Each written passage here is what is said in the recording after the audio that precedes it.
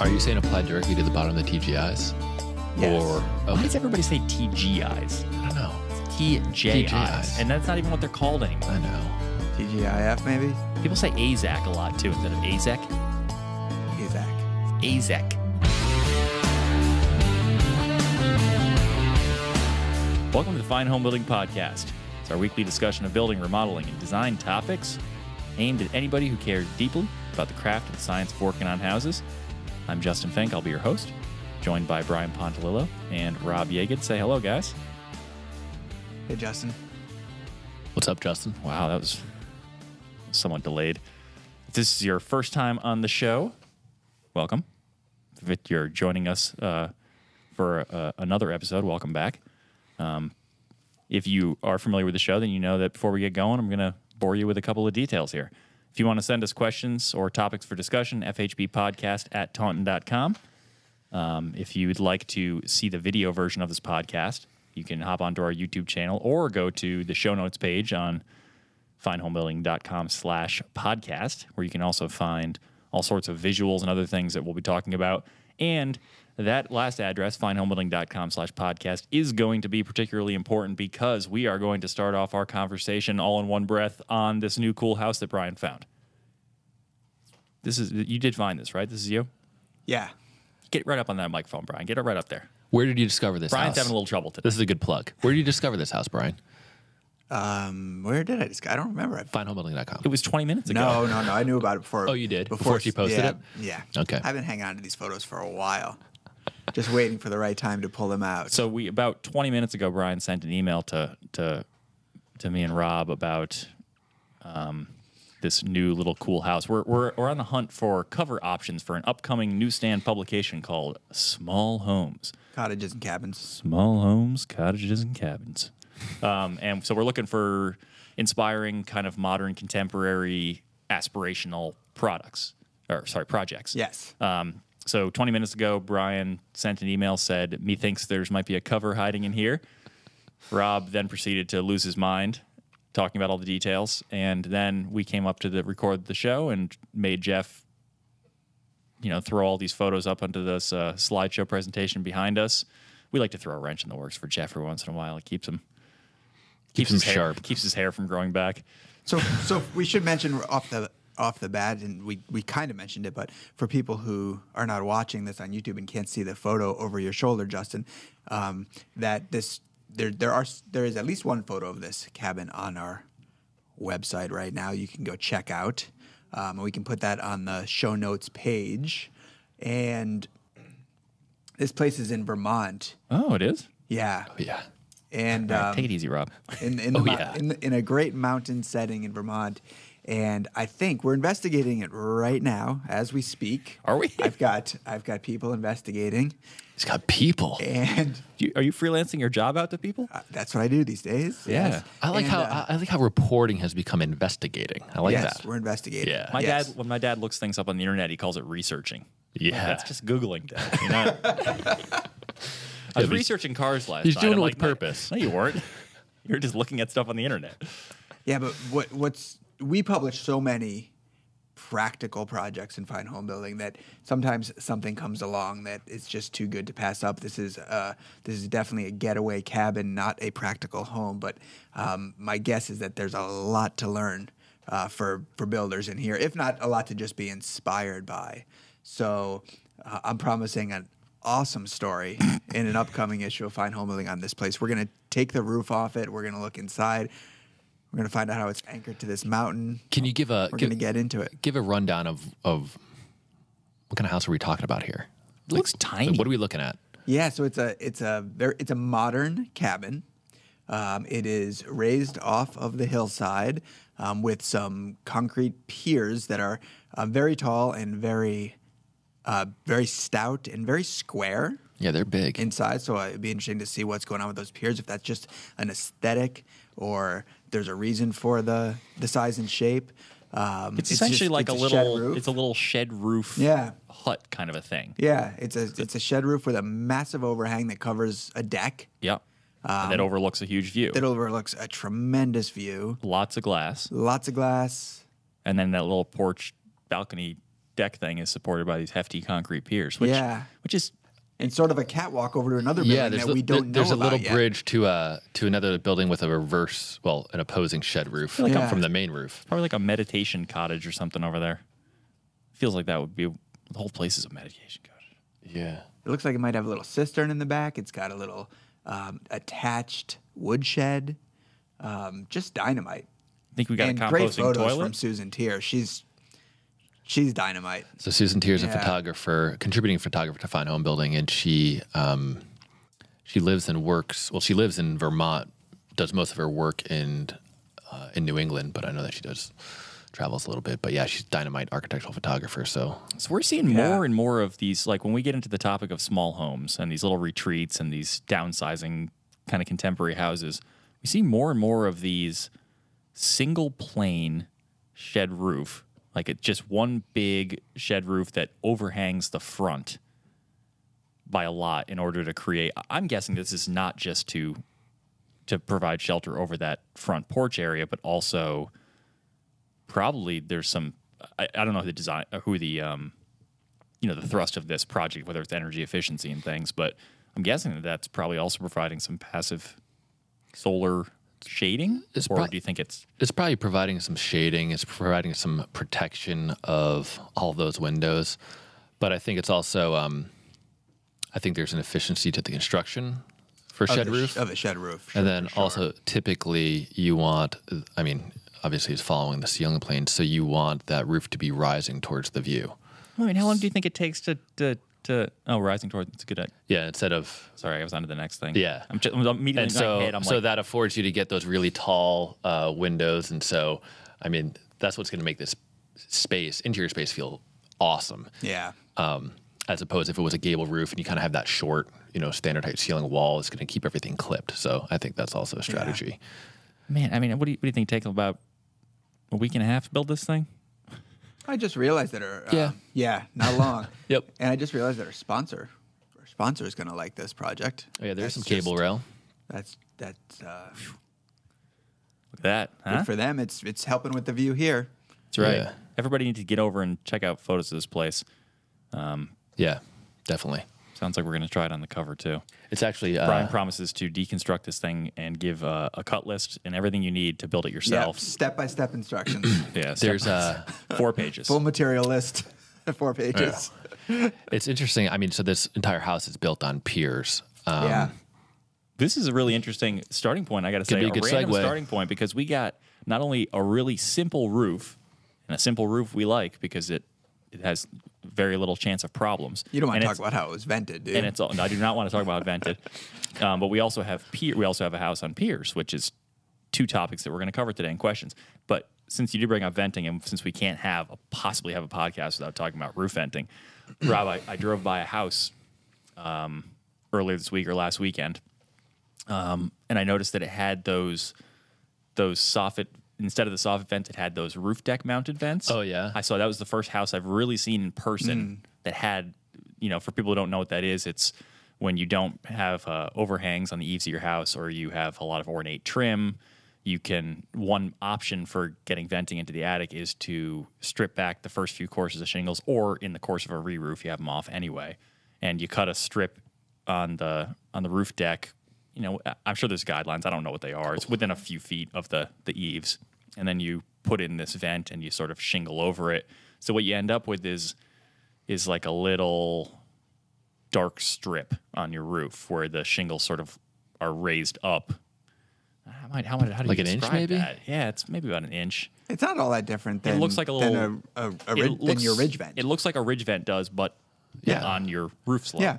And it How'd it look? not good. I see that. It was yeah, not. I was concerned about bummed that. out. I was like, because it seems like a good concept, and I wanted to get behind it. Yeah. But when I noticed it because I noticed it. You're like, what's wrong with that roof? I was like, what's going on with this house? And I was like, oh, that's one of those roof vent strips, and it just is like, eh. And I wonder. In my head now, I'm thinking back. I don't know what color those roof shingles were. I can't remember. And I wonder if it was a black roof, if you would not notice it as much. Although there's truly not. People don't really do truly black roofs. They're like dark gray. So do you drive by this place often or no? it's pretty close to my house. Snap a pic next time you drive by. All right. go for a cruise on the motorcycle and stop. All right. Now I'm going to have Mike hounding me. He's going to want this photo. Yeah, for sure. Hey, Justin, the podcast is going up. I need that photo. I'm like, damn, I should never mentioned it. Yeah, you got to watch what you say on the show. Watch what you promise to deliver on. Great homework for You might yourself. have to do something. Yeah. Yeah. Yeah, because as soon as we walk out of this room, we're done recording. We're like, oh, that was good. Yeah, let's forget everything about it and move on with our lives. So anyway, we have piers and roofs to talk about today, Yeah, let's go to that question among other things. while we're there. Which one? Piers, building a house or a foundation on piers. What do you do with the floor system? Easy, Rob. Easy. Sorry. There it is. Sorry, I kind of jumped You in do there. what the guy who asked the question said, Oh, shoot. I don't have his name. for the most part. We'll get there Yeah. Hold. when Justin gets there. Everyone hold. Make pleasant conversation while I look up his name. Dan. Dan. Dan the man. Still holding. Okay. Nope.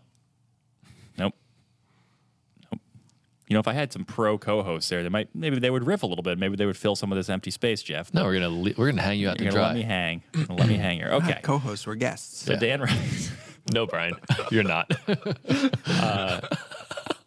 Dan writes, I've been reading your magazine for years and consider myself a young construction company owner who likes to keep up with the current building science and tech. I know last year you did an article on techno piles, which for anybody who doesn't know are helical piles are basically giant metal corkscrews that you screw into the ground as a way to do footings instead of having to dig down and pour concrete. They're pretty slick. They're pretty fast. You can build the same day. Anyway, so Dan's used those for decks, but he's planning an addition on his own house and considering them to support the floor framing rather than a concrete foundation. I was trying to avoid having to do site work and a concrete foundation.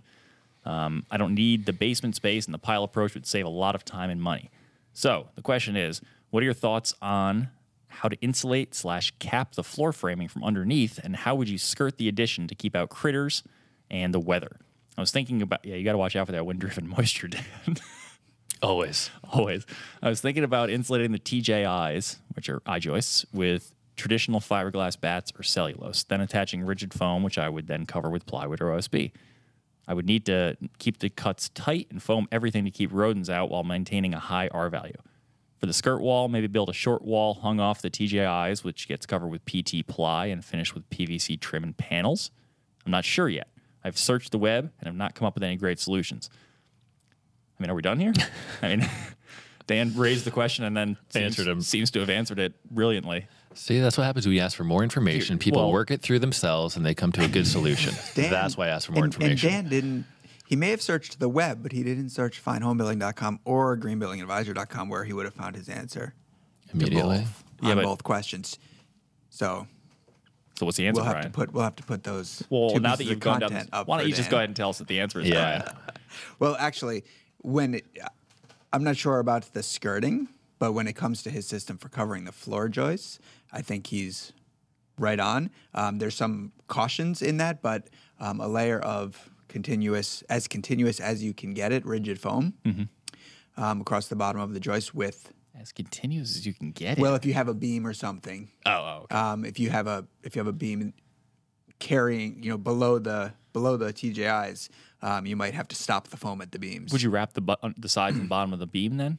Well, if ideally you would do a flush beam, Yeah. so that it could be continuous. So for now, though, the continuous as you can get it, OS foam. Well, it's a good consideration if you It's can a good design it with a design flush beam, consideration, then that sure. will make your assembly tighter and more efficient. Yes. Are you saying applied directly to the bottom of the TGIs? Yes. Or, Why okay. does everybody say TGIs? I don't know. It's TJIs. TJIs. And that's not even what they're called anymore. I know. TGIF maybe? People say AZAC a lot too instead of AZEC. AZAC. AZEC with an E. AZAC. AZEK. And TJIs with a J for Justin. I think we're getting. Truss joist. I truss think we're getting in joist. the weeds here. No, Yeah. this is Okay, this so is We just call them I-joists? that's what Sure. I call them. But Yeah. just a little pet Okay. peeve, Brian. A little pet peeve. So rigid Oh, my foam joist. directly to the joist. Yes. That's it? Plywood or OSB What kind of rigid Okay. foam? over that. I feel like we're grilling Brian. I know. What kind of rigid foam, Brian? Well, that depends, Justin. On what? It always depends. I love this. It always depends on a lot of things. You, sir, have a career as a politician. So, and then you could do some fill insulation. You could do fiberglass. You could do cellulose. You could probably, if you did that first, you could probably fill with loose fill cellulose in there. That I'm not Dense pack. Dense pack. There are a couple of considerations. Are like this is similar to putting foam on the outside of your house, making sure that you have enough. Like the right thickness. The right thickness, and that's going to depend on your climate and those types of things. And also air sealing. It's got to be super airtight because it doesn't matter how much foam you have if cold air is getting in there, and then it's the house is warm, the floor sheathing is warm, and it's condensing against the sheathing. You're going to have condensation problems. So you're taping the seams of the rigid foam. That's like your air barrier at the floor, or the some way. There's other you could maybe do a flash coat of spray foam in there inside there if you want. And let's we've talked about this before. Let's just quickly revisit the whole condensation thing. We can use now that it's nice and hot outside. It's a good analogy to use the cold glass of lemonade, or let's do a cold beer. That sounds good right about now. With a koozie, right? If you put a cold beer outside on your porch, it's gonna get condensation on the outside because all of the warm air outside, the warmer the air has the ability to hold the warmer the air, the more moisture it can hold. And then as soon as it finds a cold surface, it will drop all of that moisture. So if you put insulation around the outside of your cold beer, you are now buffering the cold from the warm. The warm air can't hit its dew point where it wants to drop its moisture, and therefore everything stays happy. You don't want moisture to drop somewhere in there because then it will be trapped and it can't dry out well, and something like an I-joist is really not designed to get wet and stay wet. It's not like an old growth 2x10 in your house from 1918 that can really take a beating. This stuff will get soggy. I mean, not to slam I-joist makers, it's just that not like their product is inferior, it's just not supposed to do that. You can't build and expect it to be able to tolerate getting wet and dry and wet and dry. Yeah, I think we can simply say that what you're dealing with here is a wall. Yeah, wall on the flat. You have the same considerations as a wall in this case. That's what Joe Stieberg of Building Science Corp. Wish I said that right away. Sort of defines as like that aha moment where you realize that the same assembly works on the floor, the walls, and the roof of a house. You can just build your perfect wall, lay it down flat to make it a floor, put it up on the ceiling to make it a roof. And it's the same concept over and over again. So just to clarify, so you would put plywood over the rigid foam though to protect the foam? I would think zip system or something like that would be You could use that as... I mean, whether you like zip system or not for your houses, like for your sheathing and your roof, I mean, maybe you prefer to roll house wrap because you like that. I don't see that you could possibly do that here. Imagine working underneath that addition. Yeah, you can. Well, that's the other doing thing. Anything. Well, that's the other thing to talk about is how close to the ground. And Dan didn't mention how close to the ground he's going to be. In certain circumstances, you just can't do this. Yeah. I mean, I've done like little addition remodels and things where I've played with the idea of like I had to go over like some concrete steps for a small portion of this little backyard bump out, and it was like, how am I gonna layer this and fasten those layers on the underside? And you start playing with that idea of like almost framing a wall and then laying it down, which is a huge hassle. Yeah, because you got to put the foam in, and then you got to put the plywood or the zip or whatever you're using for that barrier, detail all the those weather seams. barrier, and then lay it down over this because you can't crawl underneath. And, right. And have a way to make connections between the framing and the piers. Right. Yeah. So if it could be real tricky, and you could, I don't know how, if he's considering it, I'm hoping that he thinks that he has enough room to get under there. But I mean, even if you have 3 feet, I mean, I've never installed a sheet of plywood on my back. No, 3 feet above my back, shimmying around on your back. With I'm sure you're going to learn all sorts of muscles. All sorts of muscles that you didn't know you had that are going to be sore after that, and B, like you're going to probably get used to like holding up part of it with your 2 feet and one hand while you nail with the other hand. I don't know, right? Yeah, like flat on your back, just supporting it over you. You're not going to get like a lift under there. It's going to be weird. Yeah. But you're right. It can save a huge amount of money when you don't have to excavate. Here's just a we're going down a Brainstorm, Bri. long road here because my all right. my opinion, if it's that close to the ground that you can't get under there, would be to not do that. Yeah. To do another type of foundation. Yeah. But what if you did something where, and I'm just We won't just judge coming you. up with this right now. We won't judge you What too if you did harshly. something where your framing around the perimeter, so your rim was deeper than your floor framing, so that you could set up that perimeter framing and you could maybe put some stops on the bottom of it and you could start to put your layers down. Oh, you still have to get under there to nail Yeah, it. that's the same thing. You can't nail it. I started to play with the idea of, me with the I-joist in the roof, I like the idea of using the I-joist flange as the stopping point for putting rigid foam. And so Right. I started playing with, could you just drop pieces of rigid drop foam it from in. the above, fasten them, and then fill the rest with bulk insulation. But you'd have to somehow weatherproof the bottom of that I-joist. Can you do that with strips of plywood? And then, Strips of plywood. between, so you're not fastening sheets of plywood to the Oh, bottom, but yes. you're essentially creating, again, like the roof assembly, where guess. you're fastening that plywood to the top of the bottom. Yeah. But can we flange assume there. that he has taken absolute care to make sure that there's no moisture coming up onto this thing? Like maybe slope the grade, put down gravel, put down Yeah, no plastic, matter. everything. I think no matter what, he's got to do that. Even if you were to put the plywood on the exterior or the bottom of the joist, And in this case, work from the top. and That's in how he's this gotta do case, it. you would want to ventilate that space, right? I know we don't like to ventilate crawl spaces, but I think in this case, because this is technically outside, ventilation would not be an issue, right? Or am I stumping us? Rob looks scared. Are you talking about like venting like the space? Like you want between, airflow underneath it. Oh, like not to make that skirting like ultra tight. Right. That's the only thing that I don't have a confident answer for here. Everything else, I'm confident about. Get to work, Dan, except for the ventilation part. Yeah, we had a colleague actually do this work on his edition, and he created Who? Colin. Oh yeah, he did the spray foam bathtub under there. Yeah, he had a really big. He used like 10 mil poly, I think. Created this skirting and then ran poly all across the quasi crawl space floor up the interior of those walls that he had built and hung off the floor system, and then he actually sprayed foam everything, right? I think he spray foamed. What did he do? The underside of the house and then down the poly, or did he do the ground and then up? He spray foamed the floor and then all the way up into the rim, and then he's got perimeter drainage, of course, and everything like that. So, interesting technique. Yeah. I don't know. I think no I matter mean, I what. suppose you could just insulate the ground and then run it up. Treat it as like if you had like a rat slab or something like that in a crawl space. I don't know if I would do that though. Yeah. I don't know. I mean, I don't No see what the harm of having ventilation under there would be if you're completely air sealed and insulated. Your floor. Yeah. Then, I'm with you.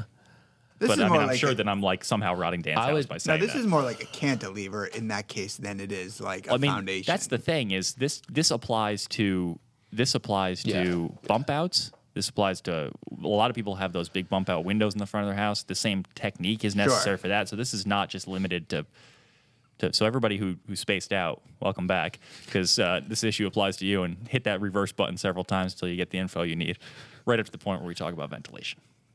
But I would try to work from the top down though, and it's if you're close to the ground, you mean, or just in any case. Yeah. But would I want that bottom chord of the I-joist exposed? Well, you'd put a coat of paint on it before you lay that. Actually, no. Honestly, I can picture that thing delaminating. Well, I mean, as it weathers. Honestly, if you really wanted to be an a-hole about it, before you put those TGIs down, Brian. I think he means a-hole in the best way. Yeah. Like in a detailed way, in a fussy way? Yeah. Okay. Yeah, exactly. You could wrap peel and stick around that flange, then drop it into place so the peel and stick is protecting. We've gotten way off the rails. Yeah. If No, it's no, no, not we're right if on it's the not rails. high enough, if it's not high enough off the ground to do this right, do it different. Blow that budget. Fine. Below the budget. That's what we do here. We just spitball. Yeah, this is spitball territory for sure. But Hell yeah. we'll get those two pieces of content up on the Yeah. up on the blog page. They're good. One of them is a Q&A spotlight from GBA. Yep. So that means there's also other content on GBA about it, 'cause that's sort of a roundup of the discussions on GBA about a similar topic. And one of them was Energy Smart Details that we published in Fine Home Building. And that was floors over cold spaces. We were talking about that in a recent episode. Similarly, except that it's not outside garage, living space above a garage. It's the same sort of concept, same except sort of you're not thing. worried about critters there. You're not worried about critters, but it's the same thing with thermal and moisture. Oh, before we move on, we didn't really talk about skirting options. We didn't. And again, it's how far off the ground are you? I know some people do cement board and then like a stucco kind of a thing. Like you said, maybe a ground contact rated pressure treated lumber coming down from the underside of this addition. And then you can just kind of, I've seen it done where you can kind of just hover it above grade so it's not touching the dirt. And then you can then drive stakes down so that you can fasten it to the stakes. And then it just keeps it from wiggling side to side. And then you just cover the face of that stud wall with whatever finish you want to use. It could be some kind of cement board or plywood or, I don't know, run your siding down there. That would look terrible. Stucco is parge coat. Stucco is a popular. Yeah, but that looked pretty good. But it's worth noting that, we're we're finding out on the Pro Home project that we're working on in Vermont now that they used to do a lot with ICFs, and now that they've kind of are switching. Well, they're not switching back, but for the sort of the affordable version, the production style version of their houses, they're using regular foundations again because they don't have to worry about the cost associated with finishing the outside face of the ICFs, which is the same sort of concept. Things don't do awesome at grade level. Right. I don't know how tall this is, but one of the things that in case anybody's not sure, we don't know how tall this is. One of the things that I've seen in a lot of houses in flood zones where they're really raised up high is just to continue the rhythm of the lap siding with some horizontal boards that are have the same exposure as your lap siding. Right. That could look pretty good. That can look nice if it's a taller position. Please don't just put lattice around it. And it never. I know it's tempting. Please don't do that, Dan. All right. You want to dive to the next one here? We have a roofing question. This will be a fun one to try to explain what this visual situation is. I saw the photos and I don't even understand it. Yeah, I don't understand what's happening with this house. We got them up on the screen. Oh yeah, is this a painting? No, it's like a Google Images thing. I thought he did a where they did like he sent in a picture of a Google Earth version of his house. I think he did a watercolor for us. And hold on a second. Let me Got the perspective, right? Pull this He up. did. So the basic question is who should help with this bad roof design? But the background is that it's an older home in New England. Excuse me.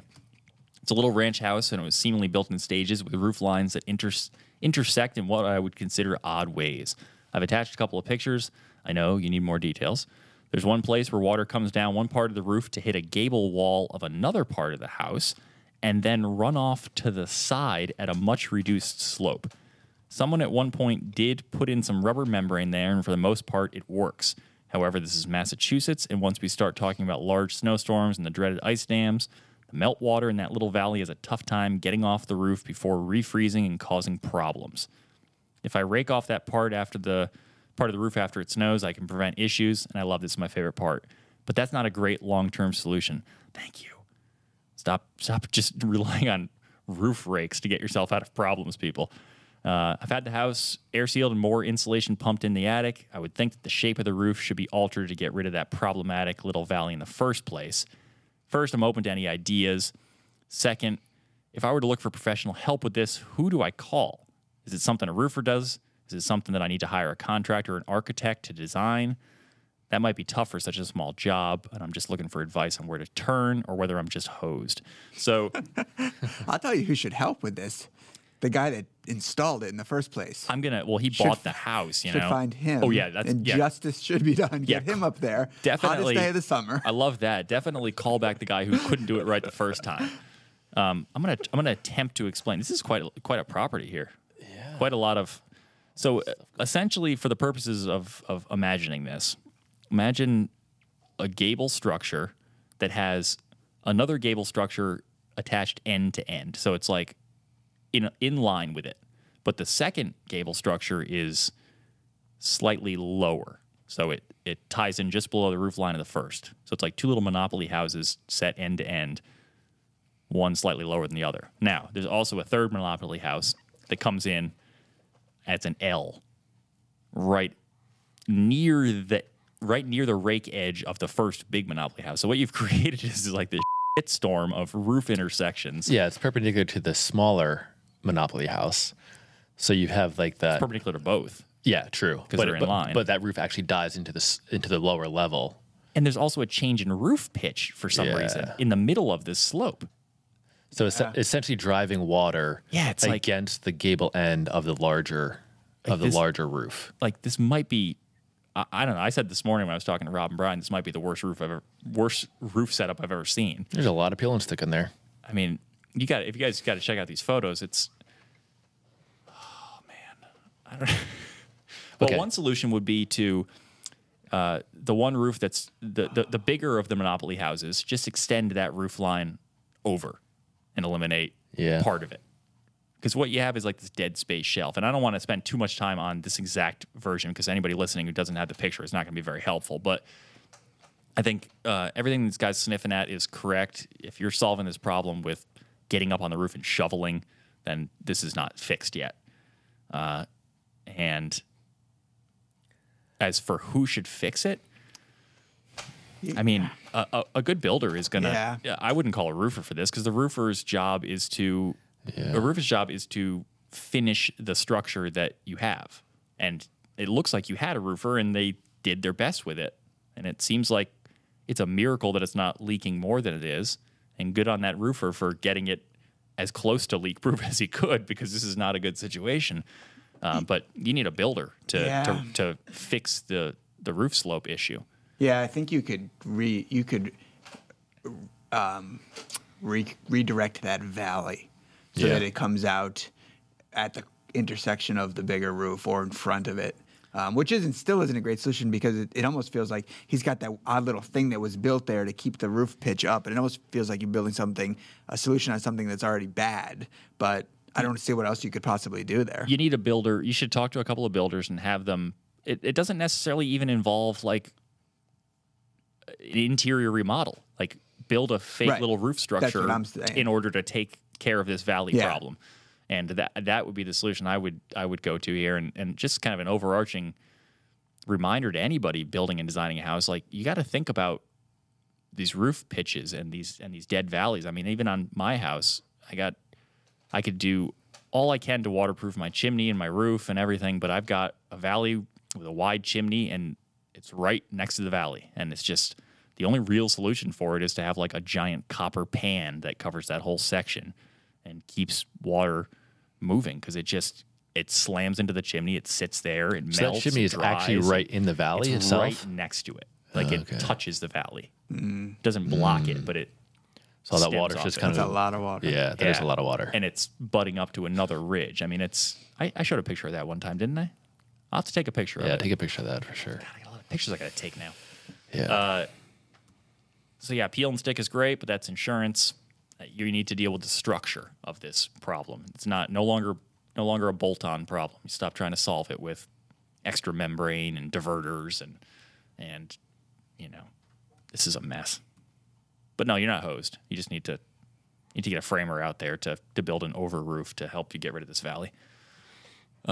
Speaking of snow, I'm at the point now. I mentioned snow day and made me think of this. Now that it's warm weather again, I need to replace my mailbox because it took yet another winter's beating. I live on one of the curses of living in an older house is that the older houses were often set pretty close to the road.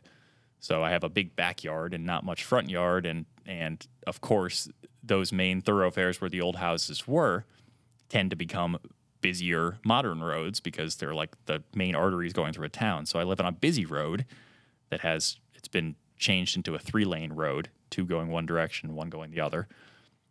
and it gets a lot of traffic, and because it's wider, get a lot of snow piled from the snowplow. Mailbox continuously takes a beating. I'm wondering what you guys think are the solid options for snowplow-proof, What happens? elegant-looking mailboxes. What happens? Does the post break? Does it get knocked over? Does the mailbox get knocked off? Here's the thing. I don't think that the snowplow is hitting it. I think it's just the snow. Just the It's snow. chucking Force of the a lot snow. of snow at it. Yeah. And then, but still, what happens? Like to your mailbox? This last year, it just basically ended up at like a 45-degree angle. Okay. It like got pushed over. Okay. What how did you install that mailbox post? I mean, did you dig a hole or did you kind of drive a single spike into the ground? I did. I had a spike into the ground. So they sell these spikes that are, I don't know, how long are they? They're like 2 or 3 feet long. Okay, you They're at drive, least 2 feet. and they're tapered. You drive it into the ground, and then at the top of that spike, essentially just has a bracket that you bolt, screw, whatever. Right, and that bracket broke, Okay, which was disappointing. that is disappointing. I'd never used those before, and I thought, well, this could be like the miracle product to save me, and it's not. So don't use those. Okay, Case study. But, you know, you bury a 4x4 going straight down, and obviously that's going to be sturdy. I'm not worried about necessarily that being broken by the plow, but you got some rod issues there. I went with a pressure treated 6x6, and it's holding up pretty well. Well, how is the mailbox situated? That seems awfully. The mailbox that I had actually just fit on top, and I just screwed it on. Had? Yeah, it was the same mailbox that was on an old post that wasn't handling the snow very well. does it get? Does the plow throw a bunch of snow at it? Oh yeah, I usually have to dig it out. So Yeah, It's holding up, huh? you got to dig, yeah. Justin. They don't come down my street as fast as they come down yours. Yeah. You could do a. What do you think about a shield? I I've was seen some thinking- people do that. They Seasonal do like shield? They do like a little, like almost a little fence, stockade fence, kind of a little panel in front of it, set at an angle, braced, so that so the mailbox is protected from the snow. That doesn't seem like my I was style, thinking though. a I segmented don't think that's your post style. with shock springs. A what? A segmented post with shock springs You're just making fun in of me between the segments. No, because I was thinking you could probably find an excuse to buy a welding machine. now. Dude, how about just a lolly column driven into the ground with a plate welded onto the top? Get a helical pier yeah, driven in. yeah, go way down. Well, actually, what's kind of a nice old house look, though, is like one of those like curbing material, like a piece of granite or something that's just buried, and then they usually have some Yeah. kind of thing coming off of it with the mailboxes hung from a chain or like a little arm or something. That could be kind of a nice look. Nice little be. piece of stone. Could be. That probably won't be too heavy, right? No, Or cheap. I think that's more work than just digging a pretty deep hole, as Brian likes to call it. A pretty deep hole It's Brian's solution for and everything. burying a post. Yeah. You guys have been no help. 4x4 it is, I guess. 6 inches into the ground. You guys don't help fuel my Your Yankee engineering Yeah. sensibilities. maybe I ought to do a timber frame. I mean, Brian I did just gave bring you- up like a I segmented. gave you the idea of a segmented post with shock springs so that it could flex. Yeah, but I don't like the look of that. It's got to look good, too. Yeah, that's gonna look terrible. That looks Brian. terrible, Brian. Yes. Segmented, be, what, be, like be tube, metal offended. tube? Be offended. I can't even imagine what this looks like. Is the spring the same diameter as the tube? Or you just go with the full on shock spring, straight Just up. a whole spring. Whole spring, put it on a spring. What if it whips around? So what? It's going to melt and It's then gonna be like spring back. it's gonna be and one of kill those like someone. odd like garden ornaments like Yes. like where they used old shovels to make like a butterfly kind of thing. That's what I'm Yes. conjuring in my head when I think about a spring as a Shovels make butterfly. That's what, as a mailbox post. that's what I was conjuring too. Yeah. I, You were conjuring in a positive way. I was like Yeah. the opposite end of the spectrum. Yeah, I don't. These are all terrible ideas. What's going on with your attic, Rob? Have you been up there? Are we? It's been we had a little micro heat wave. Oh my last God, week. yeah. And so I was talking to somebody about it yesterday. Is every time I went up there the past week and a half, micro heat wave. it's like that kind of condition where you can't breathe. It's so hot and stuffy. So I've been out of the attic, but it's nice today. So I'll probably get up there tonight. What do you get up there and do? What? A little bit more framing. Working Partition on, walls? No. Well, maybe kind of. There's I'd have to add some framing to the gable ends. Gable ends. Yeah. There's Add some framing yeah, to the there's gable ends. yeah, there's so for What does that so mean? Like I was just gonna drop that and move on. yeah, so I've got I've got most of the new ceiling joists in, so I have to add a few more near the gable end and actually to the gable end. But also the way that, so my house was built in the 1940s, likely by a farmer. There's that full shed dormer on the back. For some reason, on the cheek walls of that dormer, it's missing some studs. It kind of goes off layout, and so It's good enough. yeah, it's good enough. So you're filling in. So I'm filling in, and it'll be extended to the point where it'll be coming down below the roof line. So I've got to figure that out because that's access to an attic. So it's hard to explain. I'll take some pictures, but When are we popping that roof off and putting those I'm trying to figure out when I could take some time off. Let me ask you this. I'm Are you building going to do the root of the doghouse dormers? Building most of the pieces on the ground? Cut I'm the gonna hole build in the the face roof? walls on the ground, The face walls. The front. the front. Okay. And then just infill the rest? Yeah. I've got some waving going on in the roof, so I don't know if it's smart to kind of prefab those cheek walls and realize, they actually don't fit. There's not much to, but you want to get that. There's not many. I got paused up in my head. I was thinking about something about the roof, but I mean, you got the front wall and you have two triangular shaped cheek walls, and then you have a roof. I mean, it's not Right. It's not a complicated assembly that you couldn't take some measurements of your roof slope and a drawing of what you want the finished dormer to look like and start extrapolating some measurements and frame the whole thing, which is an attractive thing for somebody who's concerned about exposure to the weather. Yeah. Because, once you strip that roof back, you not only have the whole roof, assuming you're going to strip your whole roof, right? Because you're reshingling at the same time, or no? But we're getting a weird head nod. I don't know if I'm going to strip the entire thing. Yeah, I'm going to have to strip. You're gonna patch in? Essentially, it's going to be, the entire roof is going to get stripped. Okay. So you're stripping the whole thing. But he doesn't know if he's going to do it before he does the dormer Yeah. framing. Might just strip what you need to, Yeah. do the dormer framing. Yeah. How are you going to... Yeah, and then go back and you'd have a hard time weatherizing it, But though. most of it's going to be stripped anyway by that point. 3 dormers across the front. Oh, you're doing 3? I thought it was 2. 3. Yeah, I don't like the look. Oh, it's going to be fun. I don't like the Doghouse look of dormers. capes with 2 dormers. I realize that it can't always happen because, again, typically in a conventional cape, you got that stairway Often right there there's in the one that's middle. just sort of not doing anything. Yeah.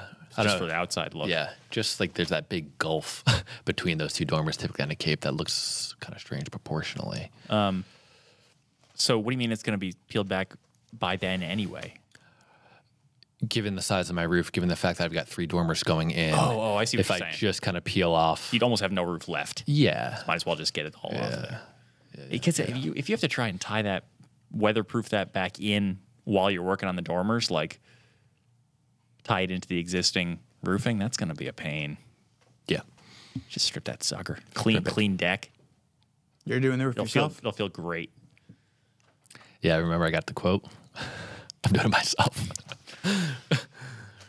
Buy yourself a roofing nailer, my friend. I'm sure Brian's got something kicking around from a decade ago. You're gonna I feel like you're blowing the opportunity, like you're waiting for the hottest part of the year to do this. It's just my schedule. You gotta be out there. I've got work travel for the next 2 weeks. So it's you're gonna take some time off? Well, I've got travel and Start then looking for guests. I've got to figure out, I've got to take time off. It's just I'm going to bang it out on a Saturday and Sunday. So Wait for the fall. wait for next spring. We'll get it done in the spring. No, Do everything you can on the inside. it's getting done. No, I'm not doing anything on the inside. I mean, I could do some partition framing, but I'm not doing anything until that roof is buttoned up tight. Yeah, that'd be. Why, you have leaks? Oh, yeah. He's gonna have the roof exposed, Brian. Yeah. You want to start putting up drywall? Yeah, you don't want to do when are you going to do the roof? In 90-degree weather? Well, he's already screwed the pooch by not doing it. It's getting in done. Don't worry, April. folks. It's not getting done. Starting at 4 a.m. I'll come help for a couple hours before work. Yeah, nice. Yeah, you'll be up. Yeah, You would have I'll been be up. right over. Yeah, you would have been up for an hour already. So no problem there. I will not be helping. Okay, I'll help frame those dormers. I'm not. you're not a roofer. I'm not doing the roofing. Okay, You guys you got 12 pitch? You guys talk about the whole once you get my rocking pitch is and rolling. 9.5. Sweet. 9.5. Yeah, that's not that weird. No. I like a 9.5. 9's a little too shallow. 10 a little too steep. 9.5. That's just right. Speaking of having to fill your spot with guests, we were supposed to have Brent Hull on the show this week, but we had to push it back another week for scheduling conflict. So we'll be having him on our next show, where we're going to hear a little bit about his TV show. I believe, I don't know the status of it. I'm not sure if they got picked up for a second season, but it'll be really interesting to hear kind of his take on what it was like to get used to that learning curve of like, you know, he's a guy who for a long time talked about thinking like, I should have a TV show. We should do this thing that we do as a TV show. I got a lot to share if people just, you know, give me an audience that could listen to it. And he got it. He got the show. I wonder if it was everything he hoped it would be, or if it was like, get these cameras out of my face. I can't take it. And he had that interesting struggle with, he has his message he wants to give, and the TV producers needed to be entertaining because they're making a TV show, and he had the kind of humbling moment of like, yeah, they're right. We need to make this entertaining, and that's an interesting struggle. So I'm looking forward to hearing about that. You have something else, Brian? Well, I don't know if anyone knows who Brent Hull is. So maybe you should say. Oh, he has a TV show called Lone Star Restoration, and he's a long time. He's more than a TV personality. Long time builder and restoration carpenter. He's an extremely talented restoration carpenter. Feels really strongly about his work doing restoration work well. Yeah. Sorry, I may have missed it. Where did he do most of that work? Like, where is he? Texas. He's in Texas. He is in Texas. I don't think he's from Texas. I don't think he's always been in Texas either. Isn't he in New England or maybe? I don't remember. I feel like that's what we'll have to ask him. More on that. So we're going to have him call in next week, and that'll be cool. So stay tuned for that. In the meantime, you can shoot us some questions. If you have questions for Brett, you want to shoot us. Brent, if you want to shoot us. We gotta. We're hockey fans. We gotta ask him. We're gonna get Brett. We're gonna get Brett on the show as well. We're gonna launch a new podcast, Hockey Talk. We're gonna get Sidney Crosby on the show too. Yeah, and this new guy, Connor McDavid. Okay. Oh, that's what you're talking about. Yeah. Okay. All right. Stay tuned. This guy can shoot the puck. We're not getting any of those guests. I'll wrap this up for this week. Do us a favor. Hop onto iTunes. Give us a rating. Share it with a friend. We work by word of mouth here. So tell everyone and help us get it into more people's ears. And in the meantime, please keep up the questions. FHPpodcast@taunton.com. Check out the show notes page. Find homebuilding.com/podcast. And you can check us out on YouTube. Watch the video. That's it for today. We'll see you all next week. Thanks for listening, and happy building.